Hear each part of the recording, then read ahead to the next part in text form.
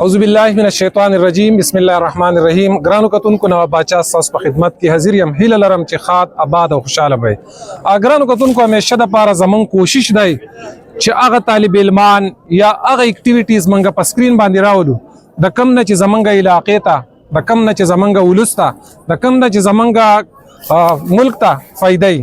نن یو ماشوم راسه ولاړه ده، ما ولیدله چې هغې دلته کې د ماشومانو ته یا د سټوډنټانو ته هغې ورته ټیچینګ کاوه، هغې ته څه څیزونه ښودل. نو زه ډېر زیات خوشحاله شوم چې زموږ په کشر ولس کې، په کشر کم نسل دی، په هغه کې ټیلنټ شته دی، خو د هغې دا ټیلنټ چې دی نو دا پناه دی. نو همیشه دپاره زه داسې اکټیویټیز په سکرین باندې راولم چې دې ماشومانو ته حوصله هم میلاو شو. د دې سره سره نور چې کوم خلک ګوري هغې ته عبرت هم واخلي. خپل ماشومان یقینا چې په هغې کې د دې ټیلنټ په هېڅ یو ماشوم کې کمی نشته، خو د هغې د نکارولو دپاره هغې ټرای وکړي، کوشش وکړي، جدوجهد وکړي.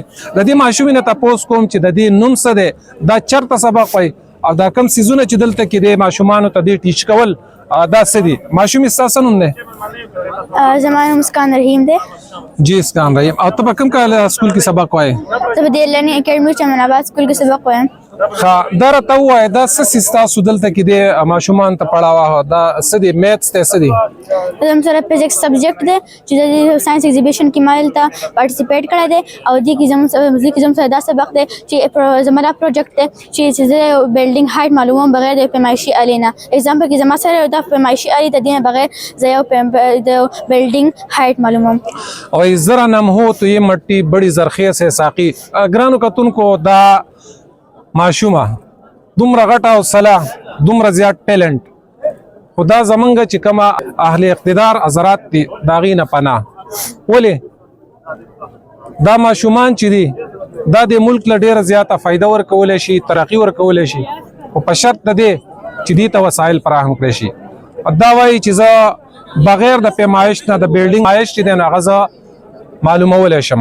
څومره قابلیت دی په دې کې، یقینا چې دا به د مستقبل ساینټسټ دی. په مستقبل کې بچه څه جوړېږي؟ ډاکټر پروفیسر به جوړېږم. ډاکټر پروفیسر به جوړېږي.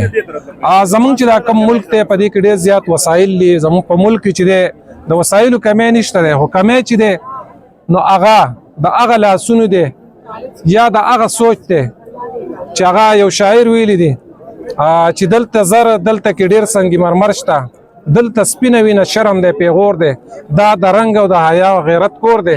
خو هغه خلک د دې وطن واکدار دي چې غدار ابن غدار ابن غدار دی. یقینا په موږ چې کومه مشران نازي نو هغه د ملک سره غدار وي، په هغه وجه زموږ وسایل چې دي نو په هغې باندې نور خلک مزې کوي، خو موږ د هغې نه محرومه یو.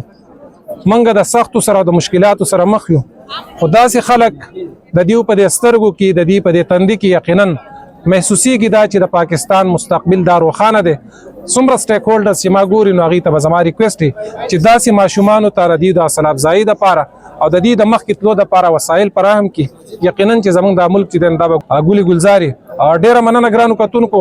د دې ماشومې د حوصله افزایي دپاره دا ویډیو تاسو مخکې زیاده سے زیاده ګروپس او ټایم لاینز نه شیر کړئ چې د دې حوصله افزایي مو شي او زموږ چې کوم سټیک هولډرز دي هغې ته په نظر راشي چې زموږ په کشر نسل کې ټیلنټ شته، وسایل ورته پکار دي. ډېره مننه.